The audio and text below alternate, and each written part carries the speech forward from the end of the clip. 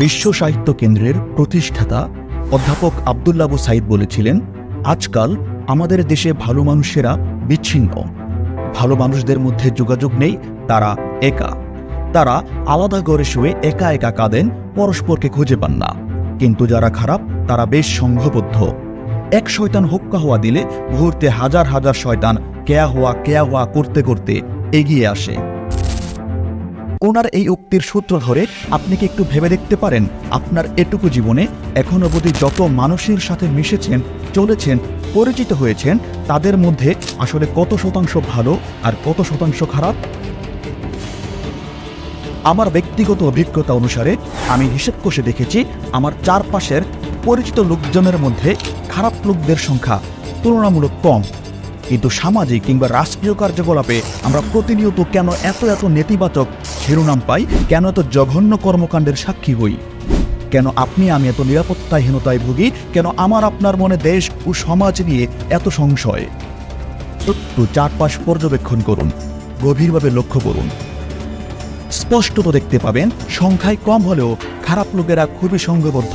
আপনি দেখতে পাবেন এক চাটকার আরেক চাটকারের পক্ষে সাফাই গাচ্ছে, এক চোরকে বাঁচাতে আরেক চোর এগিয়ে আসছে, একজন দুর্নীতিবাজকে বাঁচাতে আর কয়েকজন দুর্নীতিবাজ মাথা খাটাচ্ছে।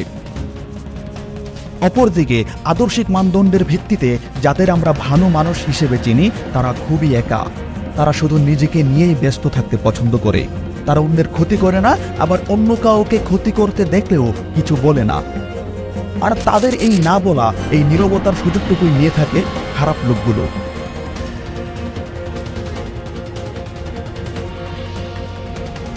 অথচ ভালোরা যদি সংঘবদ্ধ থাকত, তাহলে খারাপেরা কোমর সোজা করে দাঁড়াবার সাহসী পেত না। একটি বাস্তব প্রেক্ষাপটের দিকে যাই। আপনি আপনার সমাজে একটি ভালো উদ্যোগ নিয়ে দেখুন, সমাজের বেশি সংখ্যক লোক আপনাকে সাধুবাদ জানাবে, বাহবা দেবে। কিন্তু পরক্ষণে দেখতে পাবেন আপনার সমাজের একটি চক্র সেই ভালো উদ্যোগটিকে একটি অযাচিত মারপেটে ফেলে দিয়ে ধূলিসাৎ করে দিয়েছে। আপনার তখন মনে হতে পারে পুরো সমাজটাই বোধহয় আপনার বিপক্ষে।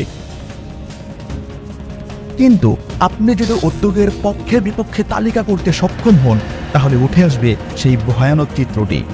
আপনি তালিকায় দেখতে পাবেন উদ্যোগের পক্ষে ছিল বেশি সংখ্যক মানুষ, কিন্তু তারা আপনাকে পর্যাপ্ত সাপোর্ট দিচ্ছে না। অপরদিকে আপনার উদ্যোগের বিপক্ষে খুবই কম সংখ্যক মানুষ, কিন্তু তারা বেশ সংঘবদ্ধভাবে তাদের ইচ্ছার বাস্তবায়ন করছে।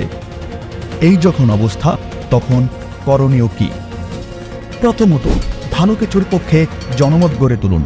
অন্যদের বোঝান আপনার ভালো উদ্যোগটিতে শুধু আপনি একা সুফল ভোগ করবেন না, সকল ভালোরাই এতে সুফল পাবে। দ্বিতীয়ত, অন্যের ভালো উদ্যোগে আপনি সারা দিন। অন্যের ভালোতে আপনার অংশগ্রহণ না থাকলে আপনার ভালো কিছুতে অন্যরা অংশগ্রহণ করবে, এমন চিন্তা করা নিতান্তই বোকামি। তৃতীয়ত, খারাপদের সংঘবদ্ধ হতে দিবেন না। সংঘবদ্ধ হবার আগেই তাদের পারিবারিক বা সামাজিকভাবে বয়কট করুন। আমরা ভবিষ্যৎ নিয়ে আশাবাদী।